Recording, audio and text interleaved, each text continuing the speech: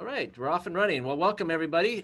Great to have you back for this ongoing conversation on how we can bring grace to our political conversations. And if you happen to catch the sermon this morning, if you're a part of Christ Church Cranbrook, and I know there's plenty of folks who are not, but I'll just let you know it was about the topic of love. And it occurred to me that even our political conversations are an opportunity to love our neighbor, believe it or not. And so if this series that we're doing makes any headway, that might not sound as crazy to you as it once did by the end of this all, I hope. So I'm just going to say a few words of welcome and introduction for those of you who are new to this series. I know each week we have new folks join. We are using the book called I Think You're Wrong, But I'm Listening, a guide to grace-filled political conversations. You can find that on Amazon, and we will have our authors with us at the beginning of on the November 8th. But let us begin with prayer. This is the prayer that Betsy offered last week, which I thought was a beautiful prayer that could almost be the prayer for this whole series. So let us pray. Lord, make us instruments of your peace. Help us to remove the venom from our judgments. Help us to speak about others as our brothers and sisters. May our words be seeds of goodness for the world. Where there is shouting, let us practice listening. Where there is confusion, let us inspire harmony. Where there is exclusion, let us offer embrace.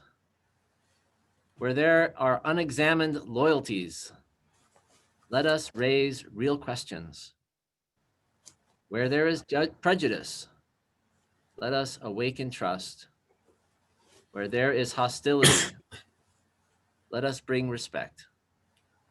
And where there is falsehood, let us bring truth. Amen. Amen. And I want to thank Betsy again for her presentation last week and for adapting that prayer from Pope Francis. So just a reminder for those of you who are new to the series, we are in week 3, practicing these different practices for bringing grace. Today we are joined by John Buell, who is going to be covering the topic of putting politics in its place. Our first series, our first week, we talked about taking off our jerseys, that is acknowledging and recognizing the tribalism, right, that works its way into our politics, examining our blind allegiances to parties or to a particular politician or to a particular ideology, and asking ourselves if we can set those jerseys down, if we can set down that team approach to politics so we can explore nuance and complexity, we might allow our true values to come to the fore. And that was our topic last week when Betsy Lavella offered us a presentation on Find Your Why, which was all about, okay, if we're not going to be all about party loyalty and the talking points of the day on any particular issue, we're going to put that down for a moment. What's left? Who are we underneath it all? What are our actual values?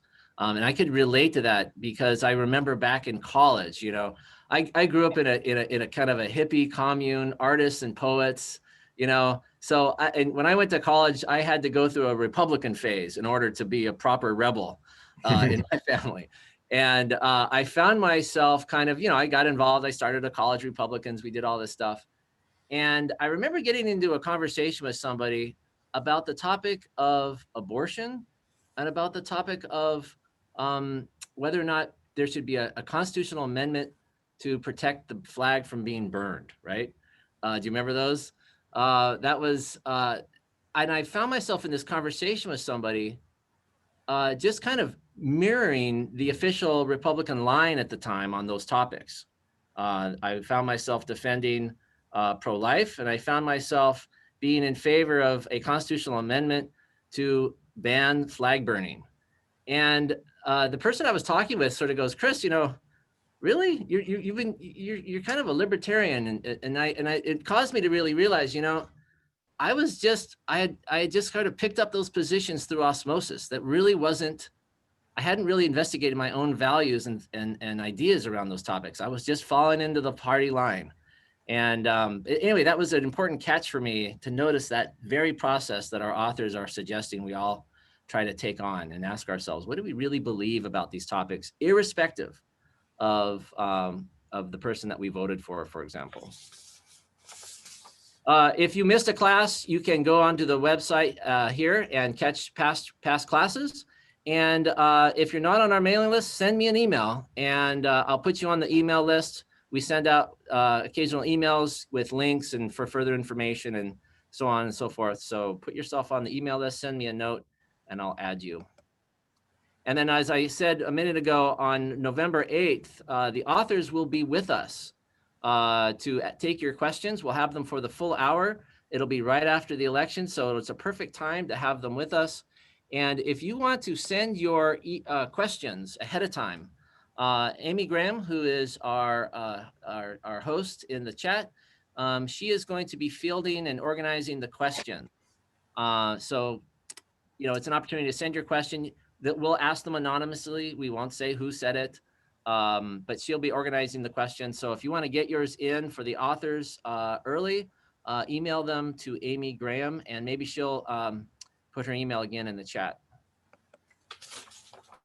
And I want to now just, by way of a brief introduction to our topic today, you know, this question, do we need to put politics in its place? And all I would say is ask yourself, have you ever said, if my candidate isn't going to win this year, I'm moving to Canada? That was actually trending. How to move to Canada was trending on Google during the most recent debate between the two presidential candidates. And I thought that was a pretty funny, other like foreign news sources were picking that up. Americans are Googling how to move to Canada during the debate, right? In the midst of the debate, that was like the #1 search item. But you know, joking aside, actually, YouGov did a recent survey that showed basically a third of adults, a third of Americans are somewhat or very interested in moving to Canada if their candidate doesn't win this year.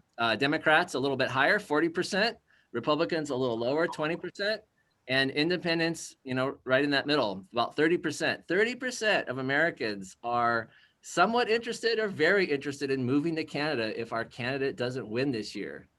I think that's a good indication that maybe we need to start putting politics in its place a little bit. By the way, we all threaten that, but studies show we don't actually do it.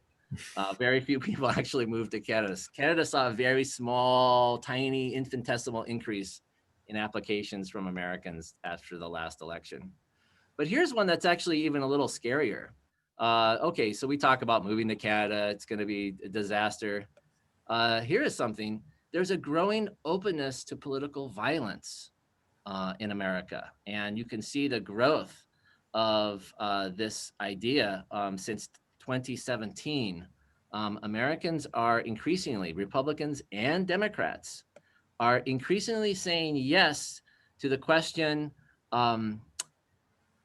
do you see violence as an opportunity to advance political goals? And Republicans said yes, 36%. Democrats said yes, 33%. And the yes in those categories is either yes or a little.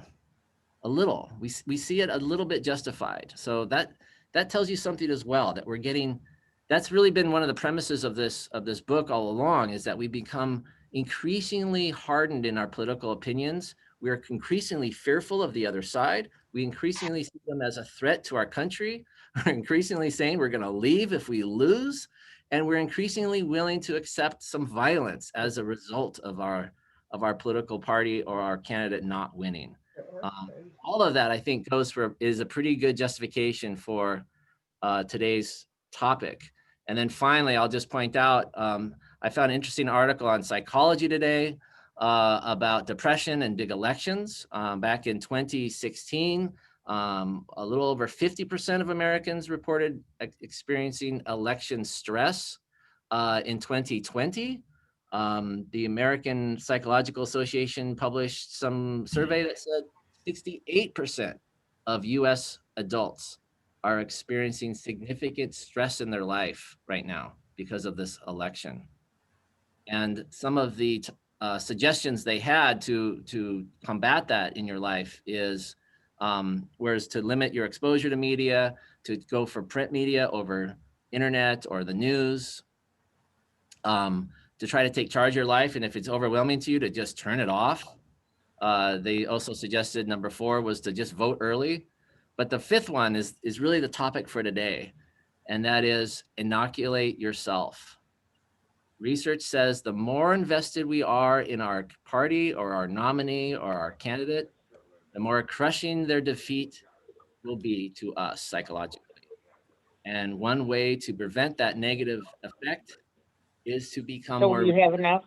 about government, to be more realistic about what is going on today. And that's really the topic for today's for today. So I'm going to now, at this point, with that set up, I'm going to turn this over to John Buell, who is our presenter today. And welcome, John. And I'm going to mute all just again because I heard some noise there. And John, I'm going to invite you to go ahead and share your screen and take it from here. Okay, let's see.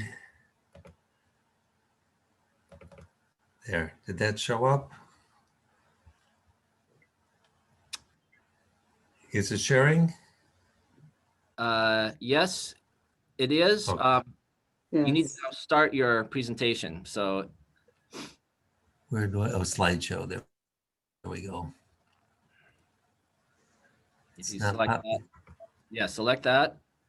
And then over to the left, far left, you'll see from the beginning. Okay. There you go. There we go. Okay. Well, good morning, everyone. After I was assigned this topic and read the chapter, my first thought was, oh boy, how lucky I am to get to discuss politics. But after watching the Michigan victory last night in football, I was inspired, and so I think I'm up to the challenge. As Father Chris mentioned, we've been told we have to take off our jerseys, stop seeing issues as binary or black and white, and accept that issues have more nuance and complexity. Then we found out our why, in which we explore and discover the core values that direct our lives. And now, and if I had the technical skill, I would have very dramatic music right now and say, we have to put politics in its place. So is political conversation worth the risk? Is it too threatening? Is this dinner at your house? Do you just decide to avoid it? I love this cartoon where after telling you all the things not to do, it says, thank you for not being honest. I know that at my house or in my family, not so much in our house, but in my family, that's what we do. And on the rare occasion that someone brings up a political issue, and it's always the same person, right? It is met with deafening silence and a very quick change of subject. So the authors, though, tell us that, yes, it is worth the risk and even necessary if we want to participate in open-hearted political dialogue. So why is it so hard? Well, we tend to treat politics and government as both the sole cause of our problems and the sole solution. Government has become the only institution that we ask to shoulder every problem in our lives. And why has that happened? Well, there's been a slow decline in the impact of other institutions due to societal change. And I've put 3 examples here that I got from the authors. One is in the area of education. in this poll they mentioned, over half of those polled, and I've seen these kinds of polls before, give very high marks to their local schools, but only a quarter give the same regard to public schools generally. So they're very frustrated and judgmental about how government is handling education. Churches. In 1973, the polls show organized religion ranked as the most respected institution in America, with 43% saying they had a great deal of confidence in the church. Today, only 20% report the same thing. And then, of course, we know about national media. In the poll they mentioned from 2016, they said that trust in the media had dropped to historic lows at only 32%. It would be my guess that it's probably even lower in 2020.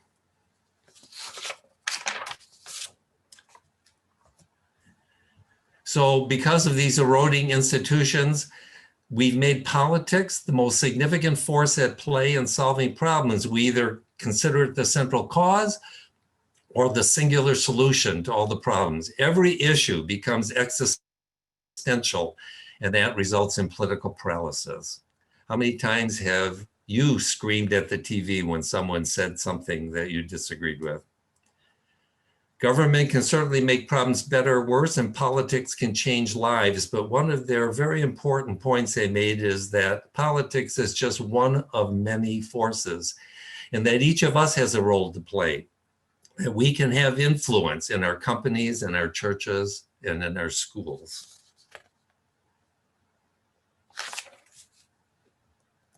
So what do we do? Well, they had a lot of suggestions, and I'm sure you'll find yourself questioning some and hopefully applying some of this to your own life. And first one is we must keep politics in perspective. I know when we did the series on the 8 pillars of joy, that was the first pillar to finding joy, is to keep all things in perspective. And that certainly should apply to politics. Politics is not unimportant, but it may not be the answer to every private concern, every religious debate, or every problem in our family or lives. Second, values should be represented in our politics, but politics should not be the greatest manifestation of our values. I had to think about that a little bit. This is why it's important to discover what your core values are, so that they're directing your life and not your politics.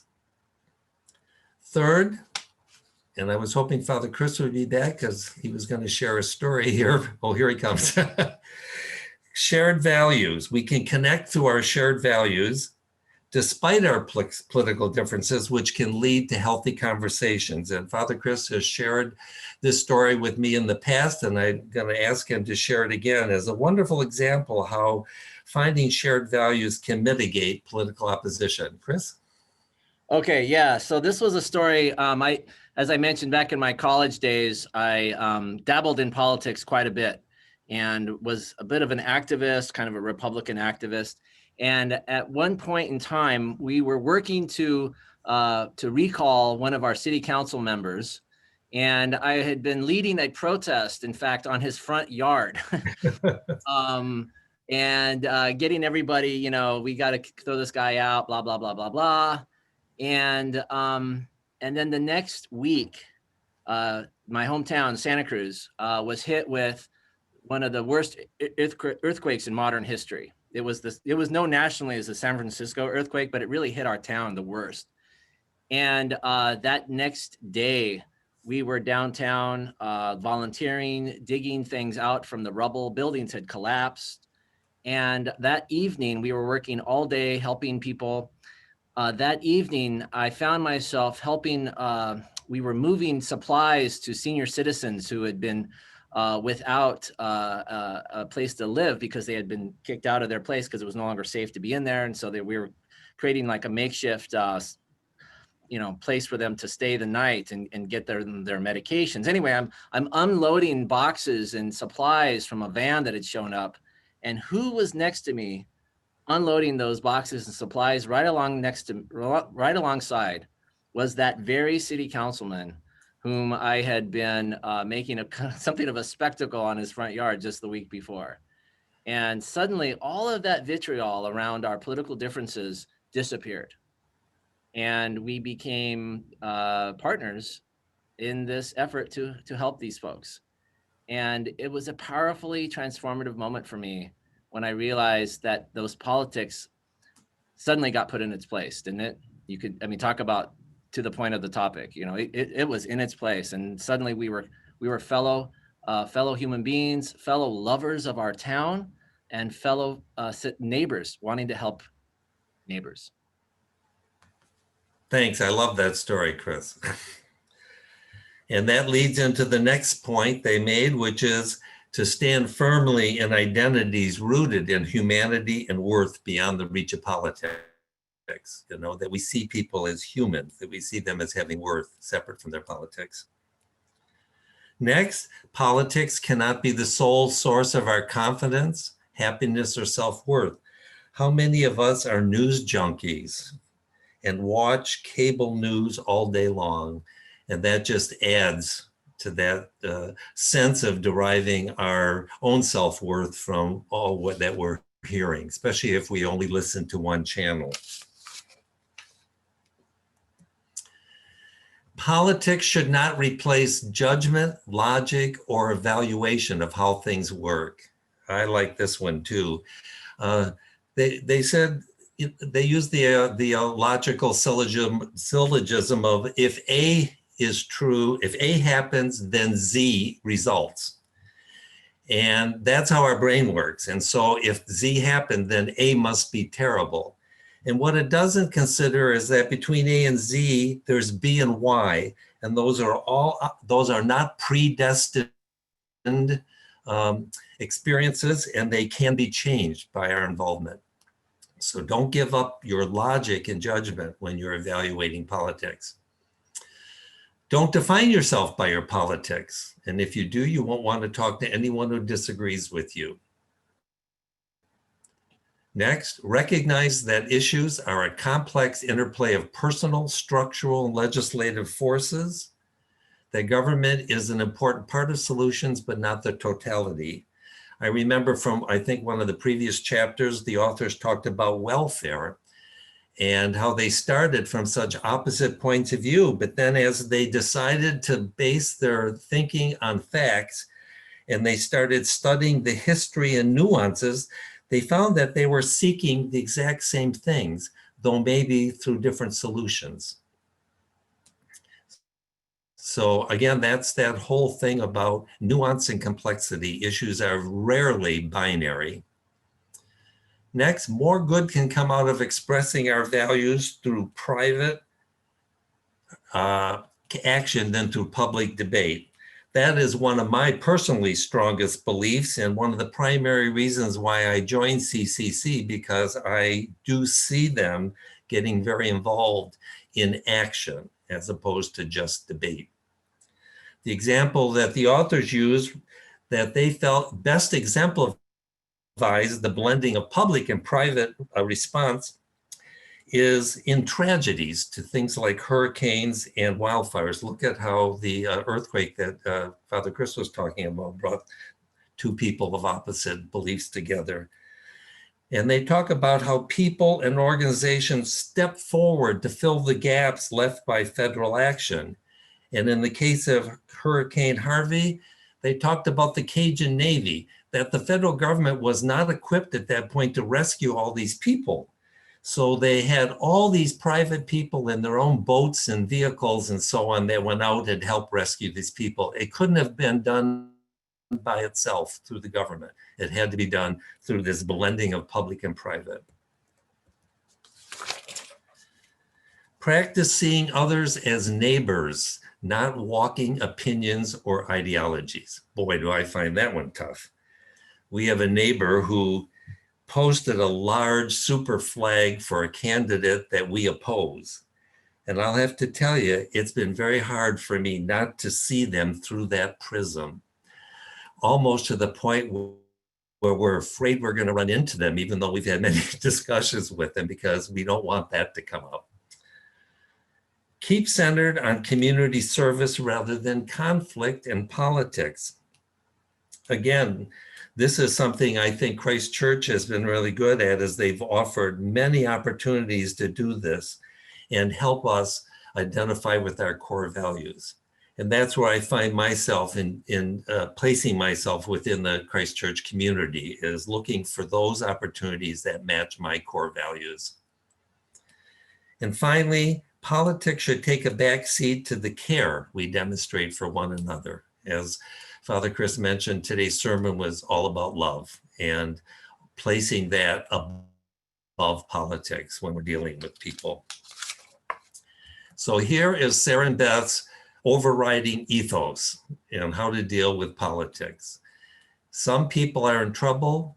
Other people have the tools to help them. Why wouldn't they? So imagine how it would be like if we kept that ethos running through our public discussion. Some people are in trouble and we have the tools to help them. Imagine seeing yourself as a critical resource to our neighbors who are in trouble. And I put neighbors, they didn't put in parentheses, but I did, because it doesn't have to be your subdivision. You know, it can be anybody out there, even strangers. Don't use politics as a vehicle to escape our responsibilities. Sometimes we fixate on an issue rather than perform a more practical action that really helps people. And finally, ask yourself, how can I personally be of service to my neighbors? What can I do with my two hands and with the gifts I have been given? And of course, they could not end the chapter without talking about the election coming up. I'm not sure when they wrote this book, but it sounds like they wrote it for this election. We have an election. What are we going to do? Here are their suggestions, and I'm sure some of these will generate a little reaction. Elections are important, but they're not the beginning or the end of the American experiment. There will be a Wednesday. Elections, political ideas, and affiliation are only pieces of a much larger, richer puzzle. And as I showed before, there are nuances and complexities. There are public-private blendings and cooperations that can be done even after an election to change things. America is bigger than one election. America is more than its president, control of Congress, and its judiciary.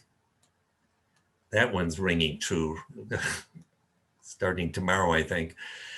We can ask questions without issuing condemnations. And I think that's the key to starting a conversation, not necessarily jumping into your opposite point of view, but asking questions, clarifying questions about what has brought them to their point of view.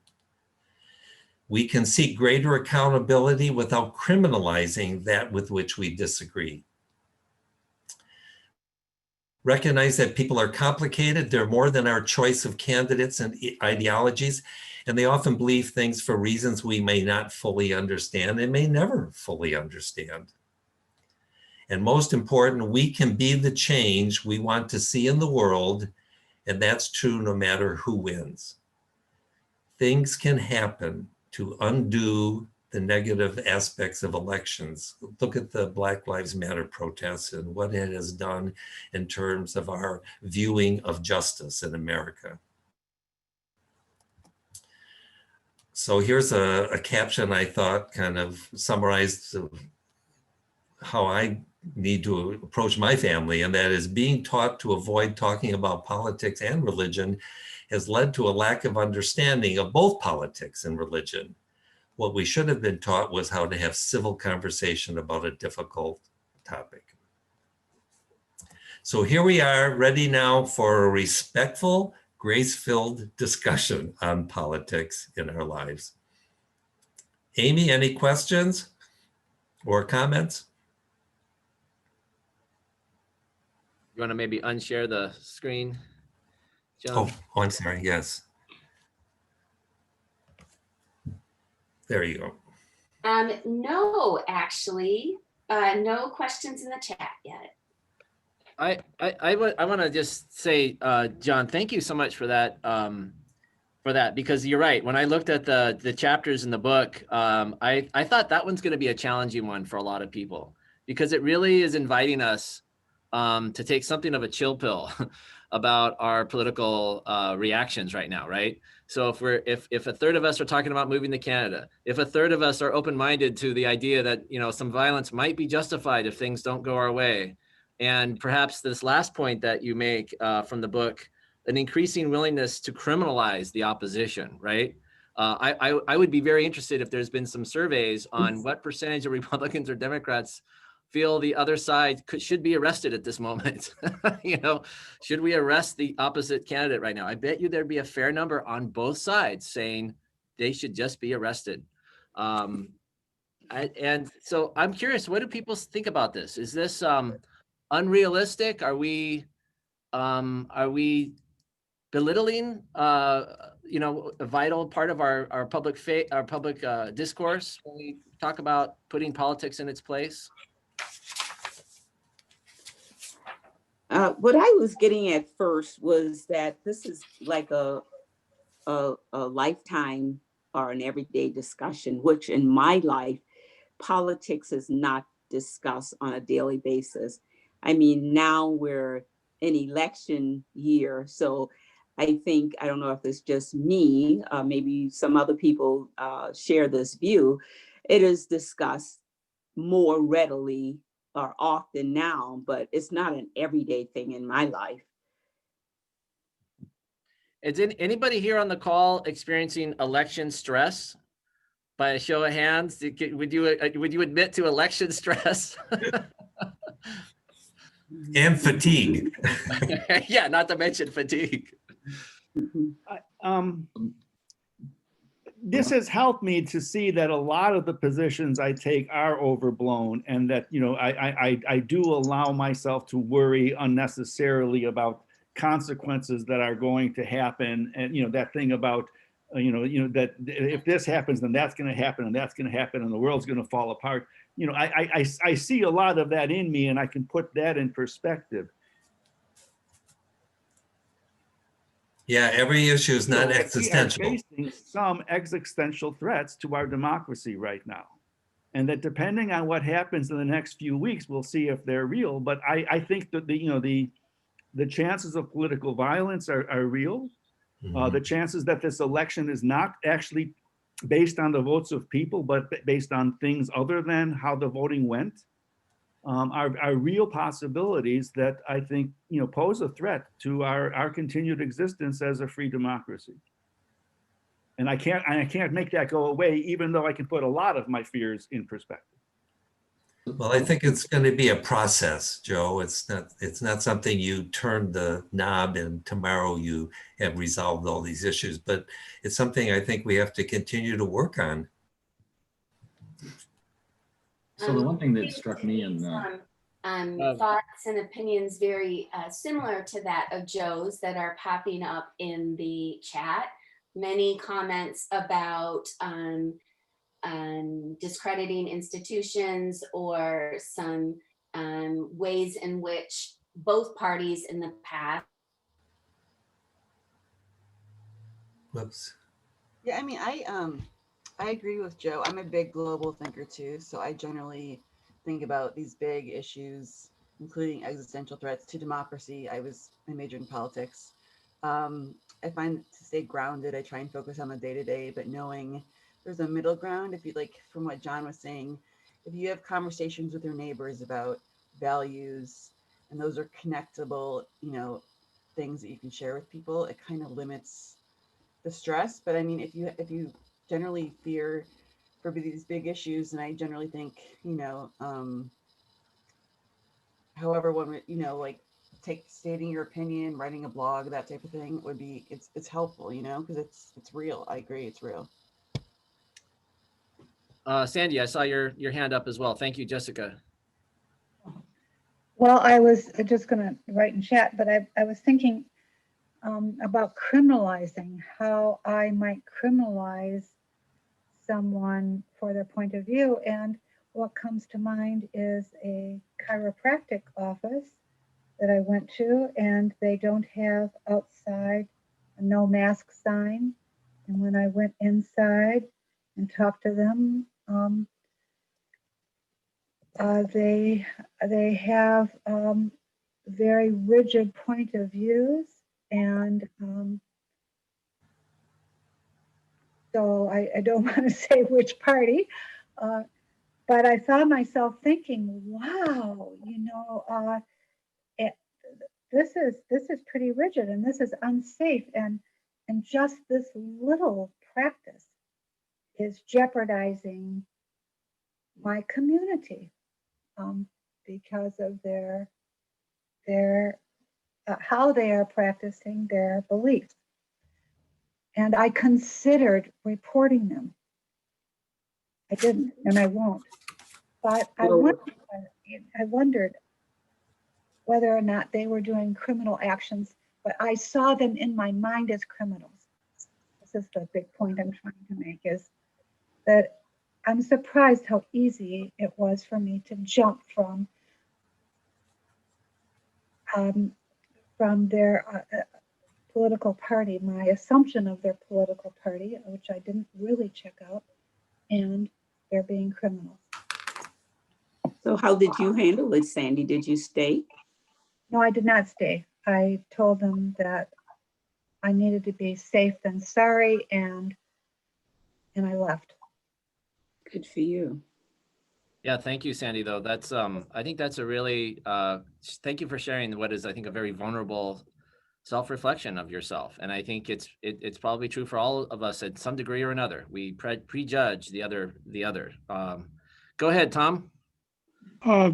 Sandy, I agree with your actions that I too would have left that place.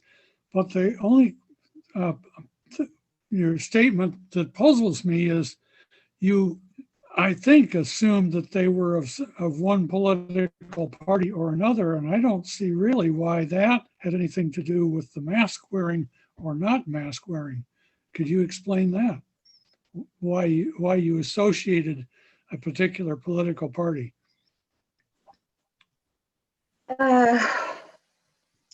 Okay, yes. It's assumptions that are probably way wrong. They, as a husband and wife, and they were both dressed impeccably and presented themselves in a what I thought was a somewhat rigid manner, and they had they brought up conversations that they've had with other business people who said that the whole way that we present statistics in this country is not accurate, and that the science that we've been using is wrong. So with those statements, I jumped onto a party. But I think to your point being, Sandy, and I think it's a very vulnerable and a courageous admission, and that is the degree to which we pull just little bits of what we overhear, or what they may be wearing, or what they may be talking about, or what have you, or even this topic of masks can cause us to make assumptions about the person's beliefs or ideology or what have you, and it prevents us from seeing them as fellow children of God, right? Whenever we prejudge somebody, right? Go ahead, Bud.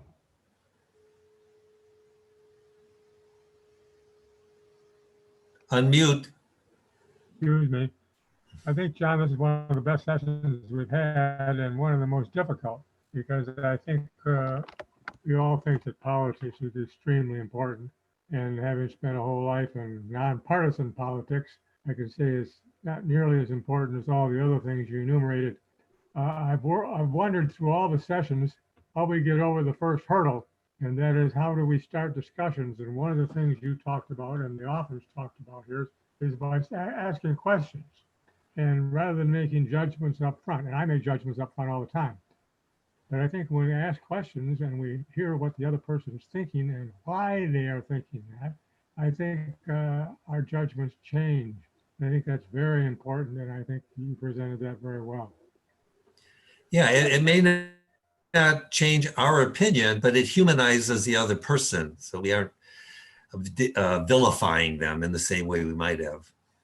And thank you, Bud. And to your point, we'll spend an entire Sunday on this topic of asking questions and listening on November 8th in the topic of Get Curious, because that is a key part of it. So again, remind ourselves, these are all little baby steps that we're taking.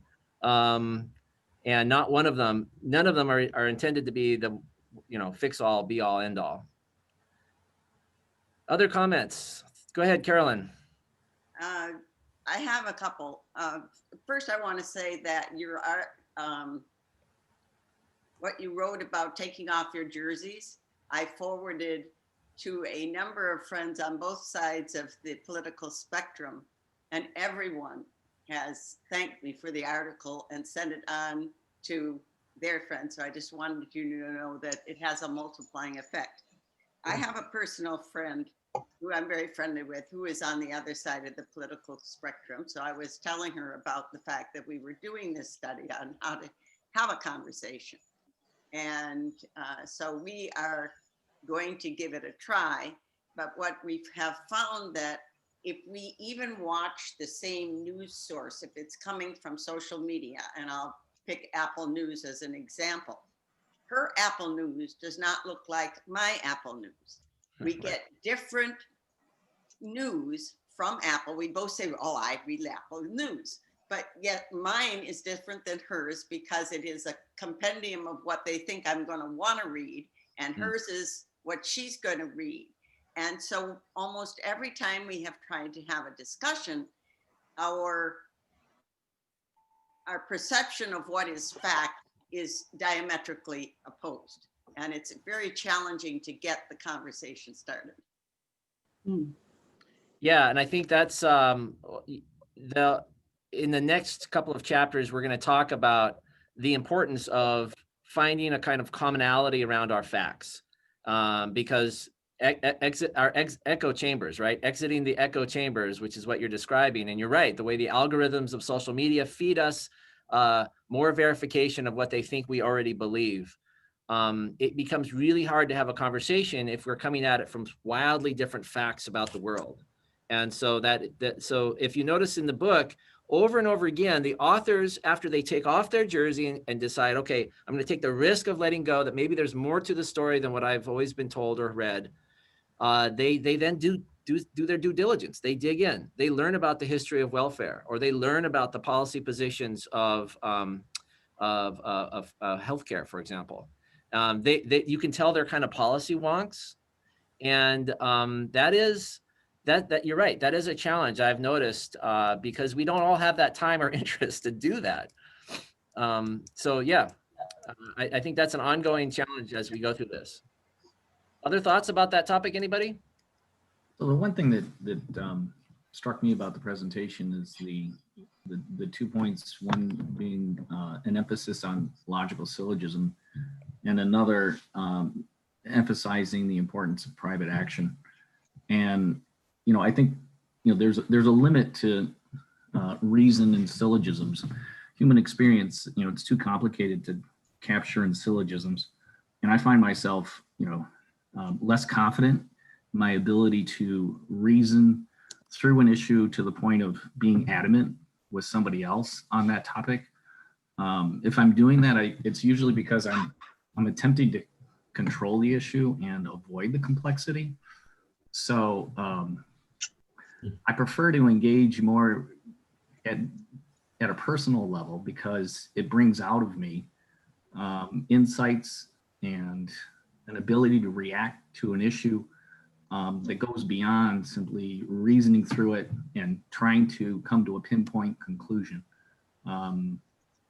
So I thought that was kind of interesting that private action kind of maybe arguing through example in a way, or winning people over through example, as opposed to trying to force them to acknowledge your right reasoning on a topic.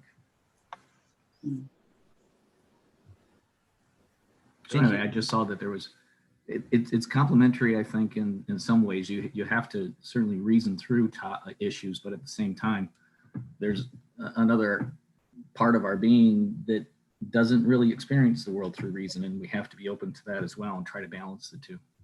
Mm-hmm.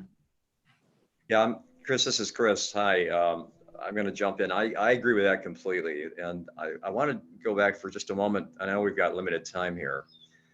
When you started off the session with how does one inoculate oneself, so to speak,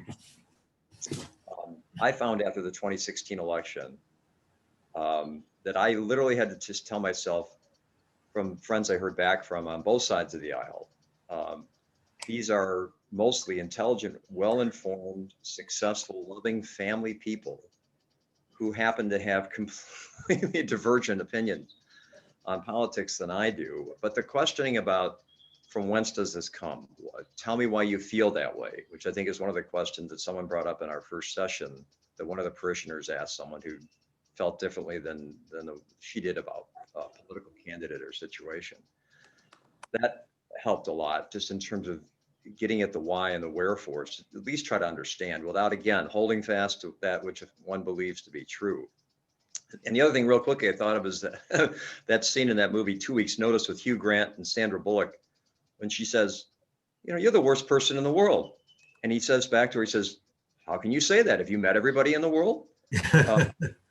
It's a complicated country and people are complicated. We're all complicated. So those are the things that help me anyway. I just try to process that through without feeling like I'm surrendering or not keeping important in my mind what I think is important in the political realm, but also trying to, you know, moderation, all things in moderation, as the philosopher said. And, you know, I think the title of this forum too, Grace Filled, is to the point, because the whole idea is that we are all limited. We will fail if we rely on our own capacity to reason through issues, and that we need God's grace to supplement our limitations. So, you know, I'm always reminded that if I think I've got a handle on an issue definitively, that I probably don't. You know, I thank you, CJ. I'm gonna have to bring this to an official close. John Buell, our presenter today, has graciously offered to hang around for another 30 minutes for anybody who would like to continue the conversation, and invite you to do so. Keep dialoguing. And I just let's take a moment to thank John for his presentation today. Thank you, John. Thank you. I appreciate it. I think this point about relationship and experience, you know, having an important player in how we engage with one another on politics is so vital, right? Back to that story John had me share, and I just put it in the chat. Me and that politician, that city councilman I was trying to recall, we found each other working together that night after the earthquake. And to be clear, we didn't become friends after that, but I started to see him as a caring, loving person who loved this town as much as I did. And that changed the caricature that we had painted of him. Fell apart. I could no longer abide it. And that was a shift. And to your point, CJ, at least the point that I heard from you, it happened because of experience and relationship, not through, you know, endless debating about politics or policy even. And it helped you to deal with it, it sounds like. So no, it helped me to see him as a person. Right. And once I could see him as a person, things started to change. All right, gang, I'm going to bring this to a close in terms of the recording. Thank you again. We'll see you next week. And for those of you who want to hang around for the afterglow, they're all yours, John. Okay, thank you, Chris. Have a good service.